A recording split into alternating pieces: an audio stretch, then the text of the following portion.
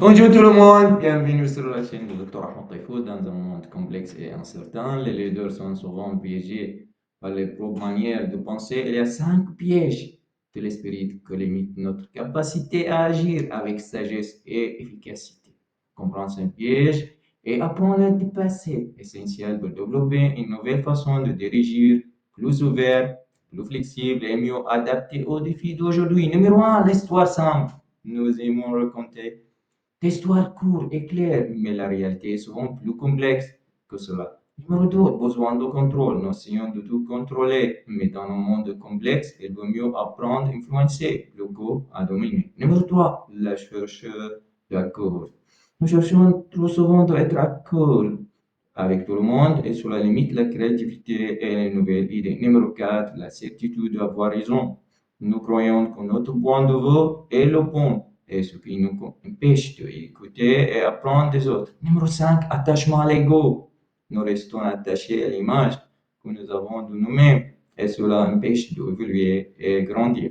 Numéro 1, histoire simple. Histoire simple nous apporte un sentiment de sécurité et nous permet d'agir rapidement. Par exemple, face à un échec dans une équipe, nous avons tendance à distinguer une seule personne comme responsable. Cela nous assure car l'explication directe est facile à comprendre. Cependant, cette vision simplifiée cache souvent la vérité. Et la réalité est presque plus riche, plus compliquée. Les problèmes ont plusieurs causes liées aux personnes, contextes, interactions. Croire uniquement en une histoire simple pour nous conduire à des erreurs à jugement et des décisions inefficaces. Pour éviter ce piège, il est important de développer une attitude de curiosité. Un leader doit accepter l'incertitude et chercher les autres perspectives. Au lieu de demander quelle est la cause, il faut demander quelles sont les différentes causes possibles. Une stratégie efficace consiste à imaginer au moins 3 histoires différentes pour la même situation. Cela vers la réflexion, favorise l'apprentissage et permet de mieux comprendre la complexité réelle. En résumé, la simplicité confortable met en pause. Pour bien diriger dans un monde incertain, il faut dépasser l'histoire trop facile et explorer la pluralité d'explications. Numéro 2, la besoin de contrôle. Dans notre vie quotidienne, nous avons souvent l'impression que tout doit être planifié et maîtrisé. Le besoin de contrôle nous donne un sentiment de sécurité, surtout lorsque nous avons pour l'incertitude. Par exemple, certaines personnes vérifient chaque détail, souvent chaque étape. Il faut tout prévoir pour éviter les erreurs. Cette attitude est naturelle. Elle réduit l'angoisse et donne l'impression de dominer la situation. Mais dans un monde complexe, imprévisible, le contrôle total est une illusion. Nous essayons de contrôler chaque élément. Plus nous risquons de perdre notre énergie et efficacité. Changement rapide, interaction multiple et imprévu rendent impossible de maîtriser parfait la réalité. Ainsi, vouloir tout contrôler devenir un piège. Au lieu de nous protéger, elle bloque, augmente le stress, réduit la capacité à innover. Pour dépasser ce piège, il est nécessaire de changer notre manière de penser. Un leader, une personne consciente de ce besoin, doit apprendre à passer le contrôle, à influencer. Cela signifie accepter certaines choses échappent à notre pouvoir direct et concentrer notre attention sur les actions où nous pouvons vraiment agir. Par exemple, au lieu d'essayer de tout décider seul, on va encourager son équipe à expérimenter, tester, petites solutions, apprendre l'expérience. Une autre stratégie est pratiquer la confiance. Fais confiance aux autres. Laisser espace d'imprévu ne veut pas dire abandonner, mais reconnaître que la complexité peut apporter et opportunités nouvelles. En résumé, le besoin de contrôle n'est souvent que le peur. Pourtant, lâcher prise, influencer au lieu de dominer. Nous gagnons liberté, créativité et efficacité. Numéro 3, la recherche de l'accord. Le piège de l'accord. Les êtres humains ont un besoin profond d'appartenance. Nous voulons être acceptés par notre groupe, famille, collège. Ce désir naturel pousse souvent à la recherche d'accord avec les autres. Dire oui rapidement, éviter les conflits et maintenir une atmosphère harmonieuse semble rassurant. Par exemple, Dans une réunion, beaucoup de personnes préfèrent rester silence ou approuver une idée, même elles ne sont pas totalement convaincues, simplement pour éviter la tension. Cependant, cet accord facile peut devenir un piège. Beaucoup de monde dit oui trop vite. Les meilleures idées ne sont pas exprimées. Les problèmes restent cachés. Une équipe qui cherche uniquement l'harmonie risque de prendre des décisions faibles, passer sur le compromis et au lieu de trouver des solutions créatives et solides.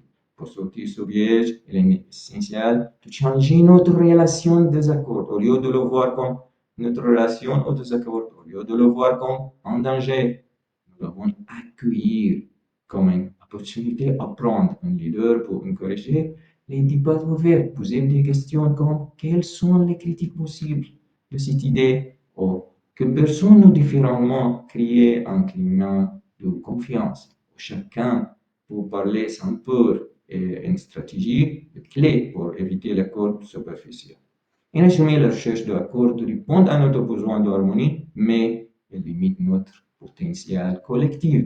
Apprendre à valoriser les différences, écouter des opinions contraires à notre, accepter les désaccords collectifs est essentiel pour réussir dans un monde complexe. En résumé, la recherche de l'accord à notre besoin d'harmonie, mais limite notre potentiel collectif. Apprendre à valoriser les différences, écouter des opinions contraire et accepter les désaccords constructifs est essentiel pour réussir dans un monde complexe. Numéro 4, le piège de la avoir raison, piège de la rightness.